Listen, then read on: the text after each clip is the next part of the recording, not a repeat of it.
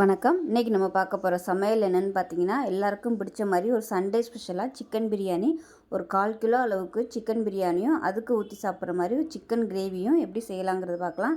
ரொம்ப ஈஸியான மெத்தட்லாம், அரைக்க வேண்டிய வேலையெல்லாம் எதுவுமே இருக்காது. ரொம்ப சிம்பிளாகவும் இருந்தாலும் டேஸ்ட் நல்லா அட்டகாசமாக இருக்கும். ஒரு தடவை இது மாதிரி செஞ்சு பாருங்கள். வாங்க இந்த அருமையான சிக்கன் பிரியாணி, சிக்கன் கிரேவி, வெங்காயம், கேரட்டு, தக்காளி எல்லாம் போட்டு ஒரு வெங்காய பச்சடி. ஸோ இதெல்லாம் தான் இந்த வீடியோவில் பார்க்க போகிறோம். ஸோ வாங்க எப்படி செய்யலாங்கிறத பார்க்கலாம். இப்போ ஒரு குக்கர் எடுத்துக்கலாம். இதில் வந்து தேங்காய் எண்ணெய் சேர்த்துக்கலாம். ஃபஸ்ட்டு தேங்காய் எண்ணெய், கடலெண்ணெய், நெய், இது 3 தான் இன்னைக்கு பிரியாணி செய்ய போகிறோம். இப்போ இதில் எண்ணெய் சேர்த்துக்கலாம். கடலெண்ணெய் சேர்த்துக்கலாம். அதே போல் நெய், இன்றைக்கி நல்லா நெய் நிறைய ஊற்றி ஒரு சூப்பரான இன்றைக்கி பிரியாணி பண்ண. எண்ணெய் சூடாயிருச்சு. இப்போ இதில் ஒரு 6 கிராம்பு சேர்த்துக்கலாம். பட்டை வந்து இந்த மாதிரி பெரிய பீஸாகவே சேர்த்துக்கோங்க. அது கூடவே 2 ஏலக்காய், ஒரு 2 பிரியாணியில் சின்னதாக 2 பிரியாணியில் சேர்த்துக்கலாம். இப்போ இதில் 1 டீஸ்பூன் போல் சோம்பு. இப்போ இதில் ஒரு 2 கைப்பிடி அளவுக்கு பெரிய வெங்காயம் நல்லா பொடியாக, அதாவது நல்லா நைஸாக நீளமாக கட் பண்ணி வச்சுருக்கேன், அதை சேர்த்துக்கணும்.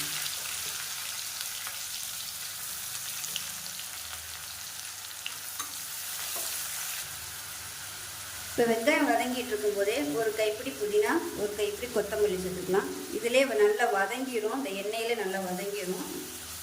அதனால் இதோட சேர்த்து வதக்கி வச்சுக்கணும். வெங்காயம் வதங்குறதுக்கு உப்பு சேர்த்துக்கணும்.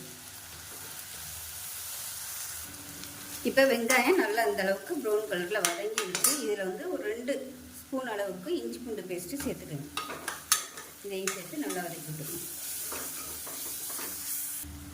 இஞ்சி பூண்டு பேஸ்ட்டு நல்லா வதங்கிடுச்சு. இப்போ நம்ம மிளகாத்தூள் சேர்த்துக்கலாம். காரத்துக்கு தேவையான அளவு மிளகாத்தூள் நான் வந்து 1 டேபிள் ஸ்பூன் எடுத்திருக்கேன். அது கூடவே 1/4 டேபிள் ஸ்பூன் மஞ்சத்தூள், ஒரு 1/2 டேபிள் ஸ்பூன் டேஸ்ட்டுக்காக பிரியாணி மசாலா. இது வந்து ஆப்ஷனல் தான், இருந்தால் சேர்த்துக்கோங்க, இல்லைன்னா ஒன்றும் பிரச்சனை இல்லை. இதையும் சேர்த்து நல்லா வதக்கி விட்டுக்கணும். காஷ்மீரி மிளகாத்தூள் இருந்துச்சுன்னா நீங்கள் அந்த இப்போ மிளகாத்தூள் இருந்துச்சுன்னா அது கூட நீங்கள் சேர்த்துக்கோங்க. என்கிட்ட இல்லாதனால நான் சேர்க்கலை. அதை சேர்த்திங்கன்னா உங்களுக்கு நல்ல கலர் கொடுக்கும். இப்போ நல்லா வதக்கியாச்சு. இப்போ தக்காளி சேர்த்துக்கலாம். நல்லா நீளமாக நறுக்குன தக்காளி, மீடியம் சைஸாக ஒரு 2 தக்காளி எடுத்துருக்கேன். இது வந்து ஒரு 100 கிராம் கொஞ்சம் கூட இருக்கும் இந்த தக்காளியோட அளவு. பெருசாகவே தக்காளி வந்து நறுக்கிக்கோங்க. ரொம்ப பொடியாக நறுக்குனிங்கன்னா உங்களுக்கு அப்படியே சாதத்தோட நிறைய இருக்கிற மாதிரி இருக்கும். அதனால் அந்த மாதிரி கொஞ்சம் பெருசாகவே நறுக்கிட்டிங்கன்னா சாப்பிடையில தனியாக எடுத்து வைக்கிறதுக்கு ஈஸியாக இருக்கும். இப்போ இந்த தக்காளி மசிஞ்சு வர்றதுக்காக உப்பு சேர்த்துறேன். தக்காளி ஓரளவுக்கு நல்லா மசிய ஆரம்பிச்சிருச்சு. இந்த ஸ்டேஜில் எந்த டம்ளரில் அரிசி எடுக்கிறீங்களோ அதே டம்ளரில் ஒரு 1/4 கப் அளவுக்கு தயிர் சேர்த்துக்கலாம். இதை சேர்த்துட்டு நல்லா எண்ணெய் பிரிஞ்சு வரட்டும். இப்போ தயிர் ஊற்றி நல்லா எண்ணெய் பிரிஞ்சு வந்துருச்சு. இப்போ இந்த ஸ்டேஜில் நம்ம சிக்கன் சேர்த்துக்கலாம். நான் வந்து 1/4 கிலோ அரிசிக்கு 350 கிராம் அளவுக்கு சிக்கன் எடுத்திருக்கேன். அரிசியை விட கொஞ்சம் சிக்கன் கூட இருந்துச்சுன்னா உங்களுக்கு டேஸ்ட் நல்லாயிருக்கும். இல்லைன்னா சரிக்கு சமமாக கூட நீங்கள் எடுத்துக்கலாம். இப்போ நல்லா பரட்டி விட்டுக்கலாம்.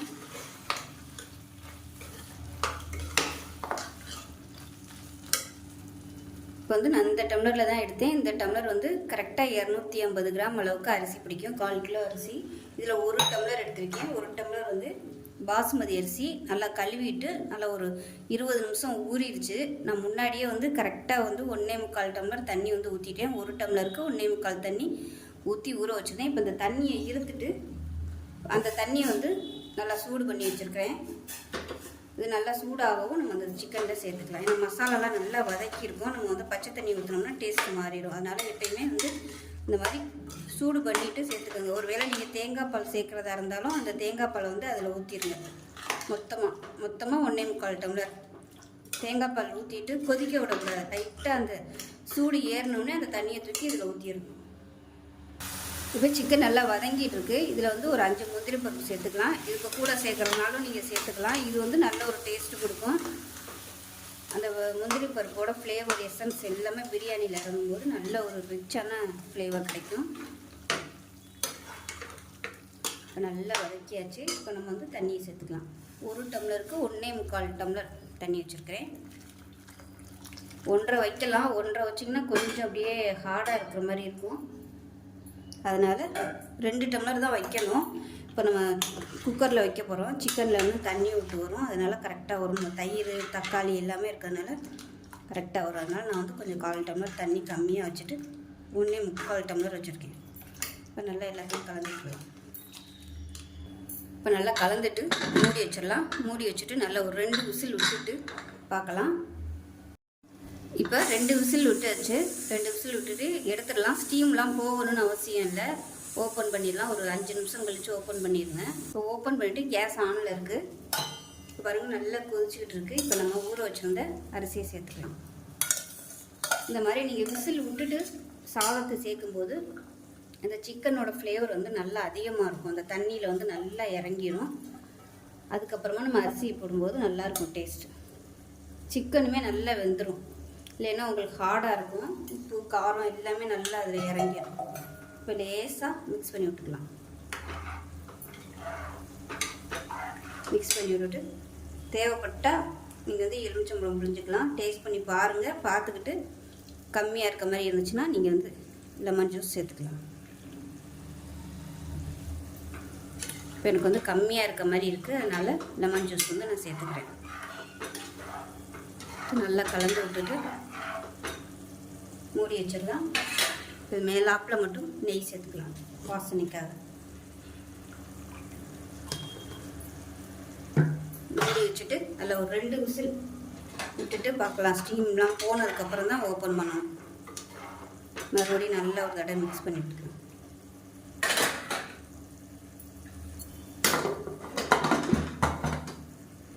விசில் போட்டுடலாம். 2 விசில் விட்டுட்டு ஸ்டீம் போனதுக்கப்புறம் பார்க்கலாம். இப்போ நம்ம பிரியாணிக்கு ஊற்றி சாப்பிட்ற மாதிரி சிக்கன் கிரேவி வந்து நம்ம செஞ்சுக்கலாம். ஃபஸ்ட்டு வந்து அதுக்கு ஒரு தேங்காய் பேஸ்ட் ரெடி பண்ணிக்கலாம். நல்லா ஒரு 1/4 மூடிக்கும் கொஞ்சம் கம்மியாக, அதாவது ஒரு 5 ஸ்பூன் வர அளவுக்கு துருவின தேங்காய் எடுத்திருக்கேன். அதே மாதிரி ஒரு 5லேருந்து 6 சின்ன வெங்காயம் வந்து எடுத்து வச்சுருக்கேன். இது கூடவே ஒரு 5 பாதாம், ஒரு 4 முந்திரி பருப்பு, சின்னதாக 2 துண்டு பட்டை எடுத்திருக்கேன். 1 டீஸ்பூன் போல் சோம்பு. இது எல்லாத்தையுமே மிக்சியில் போட்டு நல்லா நைஸாக அரைச்சி எடுத்து வச்சுக்கலாம். இப்போ ஒரு குக்கர் எடுத்துக்கலாம். குக்கர் சூடானதும் எண்ணெய் விட்டுக்கலாம்.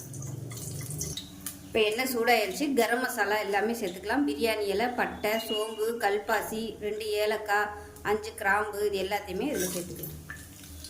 அது கூடவே கருவேப்பிலை நல்லா 2 கைப்பிடி வர அளவுக்கு வெங்காயம் எடுத்திருக்கேன். இதையும் சேர்த்துக்கலாம்.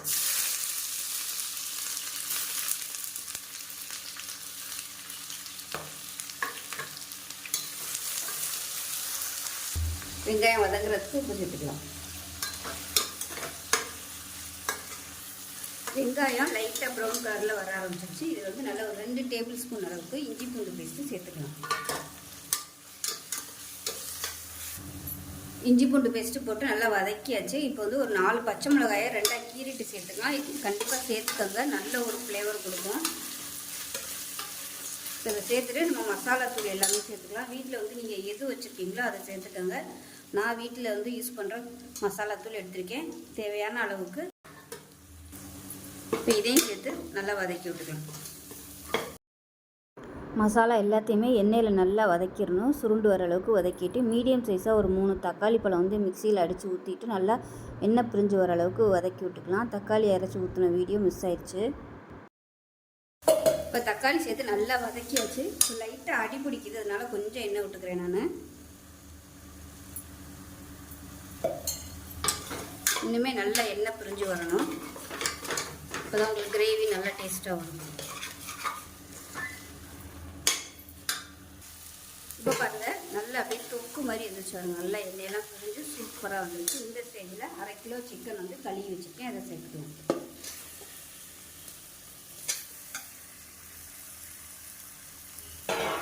இதையும் சேர்த்து நல்லா பிரட்டி வச்சுக்கலாம். கொஞ்ச நேரம் அந்த மசாலாவிலே நல்லா குக் ஆகட்டும். உப்பு சேர்த்துக்கலாம். தேவையான அளவுக்கு உப்பு சேர்த்துக்கலாம். இப்போ சிக்கன் சேர்த்து நல்லா வதக்கியாச்சு, சூடும் ஏறியாச்சு. இப்போ இந்த ஸ்டேஜில் தண்ணி சேர்த்துக்கலாம். குழம்புக்கு தேவையான அளவு தண்ணி சேர்த்துக்கோங்க. நான் வந்து நல்லா சூடு பண்ணிட்டு தான் தண்ணியை சேர்க்குறேன்.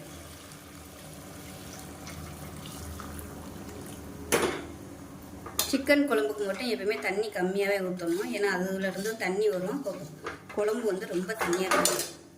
அதனால் வைக்கும்போதே கொஞ்சம் கெட்டியாகவே வச்சுக்கிட்டோம்னா கரெக்டாக வரும். நம்ம தேங்காய் பேஸ்ட்டெல்லாம் வேறு ஊற்றணும். இப்போ கொதிக்க ஆரம்பிக்கட்டும். இப்போ இந்த தேங்காய் பேஸ்ட்டையும் சேர்த்துக்கலாம். நல்லா கொதிக்க ஆரம்பிக்குது. நல்லா வலுவலுன்னு அரைச்சிக்கோங்க. இதே மெத்தடில் மட்டனுக்கும் செய்யலாம். மட்டனுக்கு செய்யும்போது நீங்கள் கசகசை சேர்த்துக்கோங்க, சூப்பராக இருக்கும். இப்போ மிக்ஸி அலசிட்டு கொஞ்சமாக தண்ணி சேர்த்துக்கிறேன். நல்லா கலந்து விட்டுலாம்.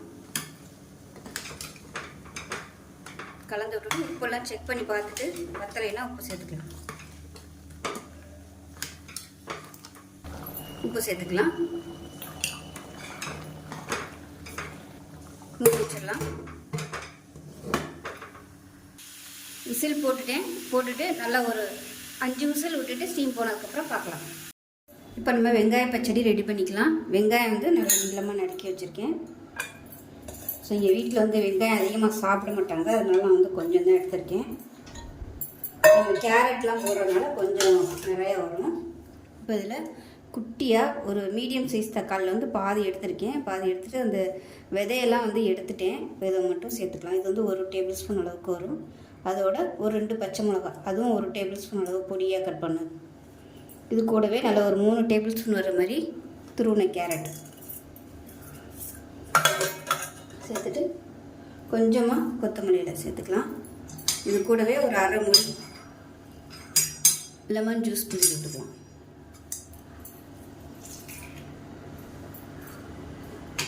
உப்பு வந்து நீங்கள் எப்போ சர்வ் பண்ணுறீங்களோ அந்த நேரத்தில் மட்டும் நீங்கள் வந்து உப்பு சேர்த்துக்கோங்க, இல்லைன்னா தண்ணி விட்ட மாதிரி ஆயிரும். அதனால் இப்போ வந்து தயிர் சேர்த்துக்கலாம். தயிர் வந்து எவ்வளோ வேணுமோ நீங்கள் அதுக்கு தகுந்த மாதிரி சேர்த்துக்கோங்க.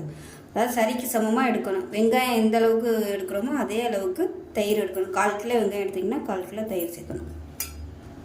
இப்போ நல்லா கலந்து விட்டுடலாம். அவ்வளோதான், நமக்கு வெங்காய பச்சடி ரெடி. தக்காளி வந்து இன்னும் சேர்க்கறதுனாலும் நீங்கள் சேர்த்துக்கலாம்.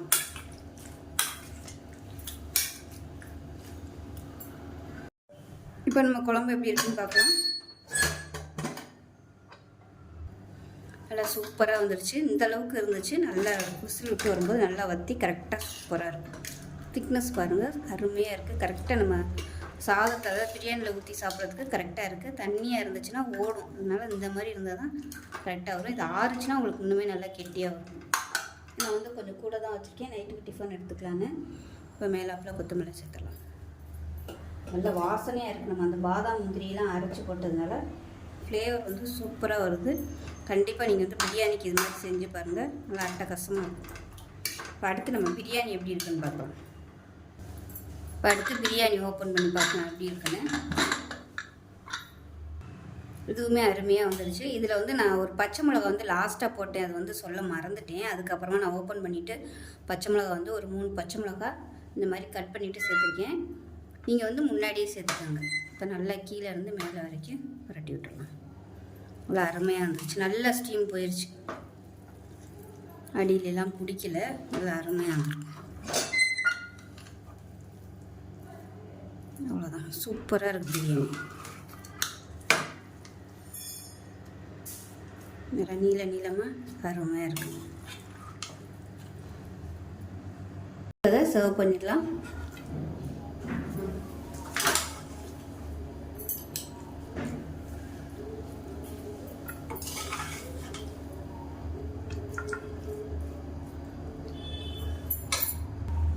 சிக்கன் குழம்பு, வெங்காய பச்சடி, இப்போ முட்டையும் ரெடியாக இருக்குது. ஸோ அவ்வளோதான், அருமையான ஒரு சண்டே லஞ்ச் வந்து ரெடி ஆகிடுச்சு. கண்டிப்பாக இதே மாதிரி செஞ்சு பாருங்கள், டேஸ்ட் நல்லா அட்டகாசமாக இருக்கும். செஞ்சு பார்த்துட்டு எப்படி வந்துச்சுங்கிறத சொல்லுங்கள். வீடியோ பிடிச்சிச்சின்னா லைக் பண்ணுங்கள், கமெண்ட் பண்ணுங்கள், சேனலை சப்ஸ்கிரைப் பண்ணுங்கள், பக்கத்தில் உள்ள பெல் பட்டனையும் ப்ரெஸ் பண்ணுங்கள். நன்றி.